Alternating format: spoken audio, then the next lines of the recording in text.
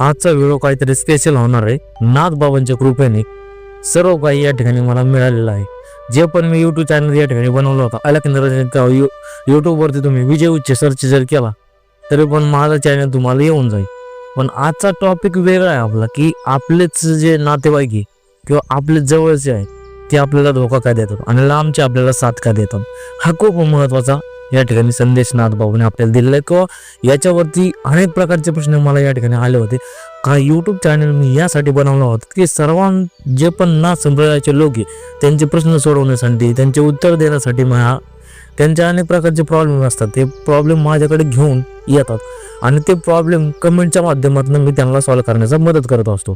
आणि यूट्यूब चॅनलवरती माझ्या सर्व नाथांचेच व्हिडिओ तुम्हाला बघायला भेटतील, की या ठिकाणी खूप सारे मेहनत मी या ठिकाणी केलेले आहे. 3-4 महिन्यामध्ये चॅनल ग्रो झालं, चॅनल मोनेटाईज झालेला आहे आणि या ठिकाणी चॅनलला पैसे सुद्धा स्टार्ट झालेले आहेत. अनेक प्रकारचे कार्यक्रमाचे फोन किंवा कॉल्स मला येतात, म्हणजे ईमेलच्या माध्यमातून, मेसेजच्या माध्यमातून या ठिकाणी येतात. अनेक प्रकारचे नाथांच्या दरबारामध्ये जायचं असेल किंवा नाथांचा आशीर्वाद घ्यायचा असेल तर प्रामाणिकता पाहिजे, सातत्य पाहिजे आणि हार्डवर्क करण्याची क्षमता तुमच्यामध्ये असली पाहिजे. या 3 गोष्टी तुमच्यामध्ये असेल तर तुम्ही कोणतं पण जे काही संकट आहे ते दूर करण्यासाठी तुम्हाला मदत होईल. आणि आपलेच लोक आपल्याला धोका का देतात हा खूप महत्त्वाचा संदेश या ठिकाणी नाथबाबांनी आपल्याला दिले. तर एक गोष्ट कधी पण लक्षात ठेवा, आपले नातेवाईक आहेत किंवा आपले शेजारी पाजारी जे आहेत ते आपले नातेवाईक आहेत. सगळे नात्यामध्ये रक्ताची माणसं आहेत. ते रक्ताची माणसं काय करतात, आपण ज्यावेळेस प्रगती करत जातो ना त्यावेळेस त्यांना ईर्ष्या निर्माण होते. ज्यावेळेस आपण प्रगती करत जातो त्यावेळेस त्यांच्यामध्ये मनामध्ये आपल्याबद्दल ईर्ष्या निर्माण होते, की तुम्ही एवढा पैसा कमावला किंवा त्यापेक्षा जास्त पैसा कमावला, तुम्ही जास्त वरती चढत गेले तर त्यांना ईर्ष्या निर्माण होते. काही लोक असे की त्यांना ईर्ष्या निर्माण होत नाही किंवा ईर्ष्या निर्माण होण्याचा प्रश्न त्यांच्यामध्ये येत नाही. काही लोक चांगले असतात तर ते तुम्हाला बघण्यासाठी 100 या ठिकाणी टक्क्यापैकी 5% लोक असे आहेत की जे चांगले असतात आणि जवळजवळ 95% लोक जे आहेत ते या ठिकाणी आपल्याला बदनाम करण्याची कोशिश करतात. आणि जे चांगले असतात त्या ठिकाणी आपण बघू शकतो, तुम्ही बाहेरचे लोक आपल्याला मदत करतात, आपण आपल्या घरातलेच काही लोक असे असतात की जळतात आपल्यावरती जाळण्याचा प्रयत्न करतात. तर अशा लोकांपासून काय करायचं, तुम्ही या ठिकाणी सावध राहायचं. जे लोक आपले नातेवाईक आहेत किंवा आपल्या नात्यातले आहेत तेच लोक आपल्याला धोका देतात, हा खूप महत्त्वाची गोष्ट आहे. त्या लोकांपासून काय करतात, नाथबाबांनी आपल्याला दूर राहण्याचा प्रयत्न या ठिकाणी केले किंवा दूर राहण्यासाठी या ठिकाणी नाथबाबांनी आपल्याला सांगितले. अशा लोकांपासून या ठिकाणी दूर राहण्याचा शक्यतो प्रयत्न करतात.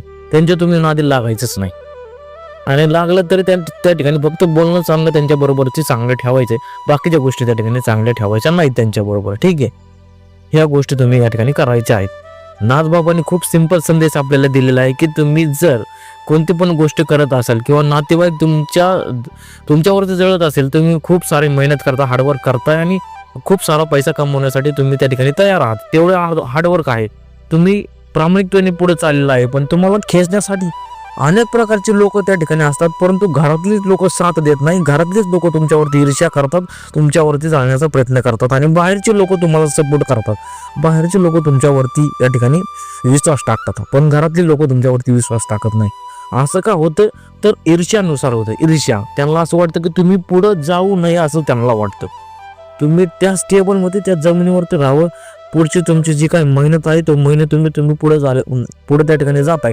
पण त्यांना असं वाटत नाही की तुम्ही पुढे जावं म्हणून. कमीत कमी रक्तातली नातं तरी या ठिकाणी रक्ताची नाती विश्वास ठेवण्यासारखीच असतात, पण रक्तातलीच नाती या ठिकाणी धोका देतात आपल्याला. त्या लोकांपासून या ठिकाणी सावध राहण्यासाठी नाथबाबांनी आपल्याला सांगितलंय. त्या लोकांपासून कमीत कमी तुम्ही त्या ठिकाणी दूरी ठेवायचं आहे. फक्त कामापुरतं त्यांना त्या ठिकाणी जवळ करायचं आहे, बाकीच्या गोष्टीपासून त्यांना लांब सोडायचं आहे. तुम्हाला हे सर्व खोटं वाटत असेल, परंतु ही जीवनामध्ये घडलेली घटना आहेत. या घटनापासून, या अनुभवापासून मी तुम्हाला सांगण्याचा प्रयत्न करतोय की त्या ठिकाणी हेल्प करा हो, नात्यातल्या लोकांना हेल्प करा, नातं सांभाळण्याचा प्रयत्न करा, समजूतदारपणाने तुम्ही नातं सांभाळा. परंतु रक्ताचे नाते जर असं करत असेल तर हे चुकीची गोष्ट आहे. वर जाणाऱ्या व्यक्तीला तुम्ही खेचत असाल, सक्सेसला त्याच्या मागं वळण्याचा प्रयत्न करत असाल तर ते रक्तातील नाते नाहीच. आणि बऱ्याच ठिकाणी असं जाणवतं की बाहेरचे लोक तुम्हाला रक्ताच्या पलीकडची नाते तुम्हाला साथ देतात, तुमचे मित्र साथ देतात, सर्व प्रकारचे लोक साथ देतात, पण रक्तातील नाते साथ देत नाही. कारण की त्यांना अशी ईर्ष्या निर्माण होते ना की तुम्ही पुढे जाता, तुम्ही काहीतरी करताल, या गोष्टीनुसार त्यांच्या मनामध्ये ईर्ष्या निर्माण होण्याचा प्रयत्न होतो. त्यामुळे अशा लोकांपासून तुम्ही लांबच राहायचंय. फक्त तात्पुरतं त्यांच्याबरोबर राहण्याचा प्रयत्न करायचा आहे. या गोष्टी तुम्ही या ठिकाणी व्यवस्थित बघा. नाथबाबांनी मला सर्व काही या ठिकाणी दिलेलं आहे. नाथबाबाच्या कृपेने चॅनल जो आहे तो माझा मोनिटाईज झालेला आहे 2-3 महिन्यामध्ये आणि चांगल्या प्रकारचे व्ह्यूज आता पण येतात. 1 घंट्यामध्ये 14-15 हजार व्ह्यूज या ठिकाणी मला येण्याचा प्रयत्न या ठिकाणी आहे.